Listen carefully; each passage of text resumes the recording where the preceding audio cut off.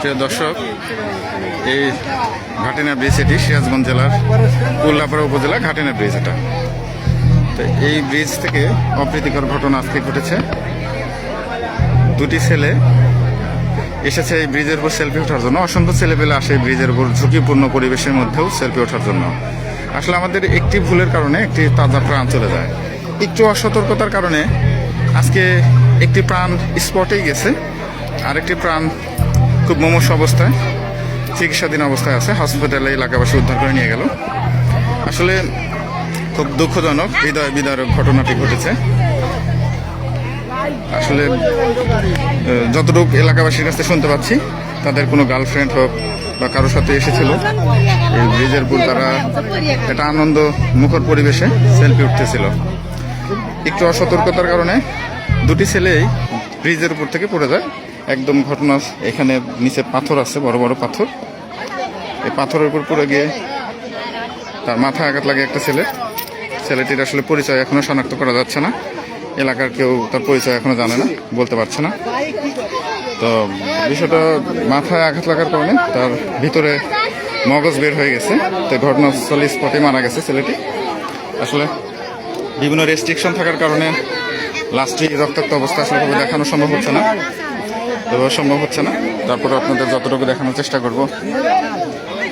তো এখানকার এলাকাবাসী প্রত্যক্ষদর্শীরা, তো ওনার পরিচয় কেউ শনাক্ত করতে পারছে না এখনো। তো বিষয়টা আপনাদের কোনো সন্তান, ভাই বোন যেই থাক, এইভাবে অসতর্কতাতে ছাড়বেন না। সবাইকে একটু সতর্কতা থাকার আহ্বান জানাবেন, বুঝাবেন। আসলে একটু ভুলের জন্য একটি তাজা প্রাণ এভাবে যাক, আমরা কেউ আসলে চায় না। এটা অপ্রত্যাশিত একটি ঘটনা। তো খুবই দুঃখজনক আসলে বিষয়টা। আপনাদের ফেসবুক রেস্ট্রিকশন অনেক আছে, যার কারণে আসলে লাস্টে আমরা সরাসরি দেখাতে পারছি না। আচ্ছা, আপনি আমার কথা বলেন। আচ্ছা, এনার পরিচয় কি আপনারা পাইছেন এখনো? না ভাই, না এখনো পান নাই। মানে দুজন আসছিল, ওর মধ্যে এসে দিনে মারা গেছে। হ্যাঁ, আর একজন যে ডাক্তার কাছে, ওনার কাছে একটা ফোন আছে, ফোনটা লক করা, লকে পর্যন্ত খোলা যায় নাই। ওনাকে ডাক্তার ছেড়ে দিচ্ছে শহরের দিকে। আচ্ছা, উনি তার জ্ঞান নাই নাকি যে হসপিটালে? না, ওনারও জ্ঞান নাই। তার মানে উনি মৃত্যুর সাথে একদম কঠিন অবস্থার মধ্যে আছে। ঘটনাটি কতক্ষণ আগে হয়েছে? তার তো 20 মিনিট 15-20 মিনিট আগে ঘটনাটা ঘটছে।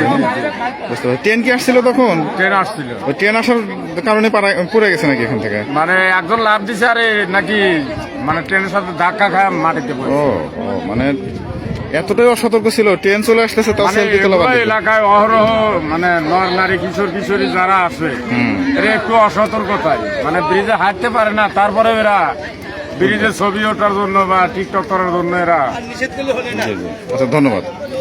প্রিয় দর্শক, আমাদের বাড়িতে ভাই বোন ছেলে মেয়ে যারাই থাক, সকলকে আমরা সতর্ক করবো। এভাবে যেন অসতর্কতা ভাবে ছেড়ে দিয়ে এভাবে প্রাণগুলা ধ্বংস হয়ে যাক, আমরা এটা কখনোই চাই না। সকলকে ধন্যবাদ।